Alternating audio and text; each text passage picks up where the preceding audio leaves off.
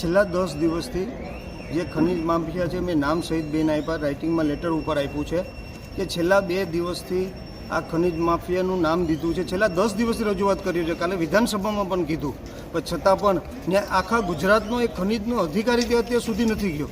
એવું તો આ સરકાર છે એ ખનીજ માફિયાથી એવું તો શું ડરી રહ્યા છે કે આ ખનીજ માફિયા જે સરકાર ડરી રહી છે ખનીજ માફિયાથી એવું લાગી રહ્યું છે કે ખનીજ માફિયાને સરકાર છાવરી રહી છે. છેલ્લા 10 દિવસથી હું અહીંયા રજૂઆતો કરું છું, બધા પાસે જાઉં છું. વિધાનસભામાં કાલે કીધું તો વિધાનસભામાં એવું કીધું મંત્રીશ્રીએ કે ભાઈ આવું કંઈ નથી. તો હું એમને મેં આજે કીધું કે મને 2 મિનિટ બોલવા દો, હું સાચી વાત ફ્લોર ઉપર રાખવા માગું છું. અરે ફ્લોર ઉપર અમે ન બોલી શકીએ તો ક્યાં બોલવાનું?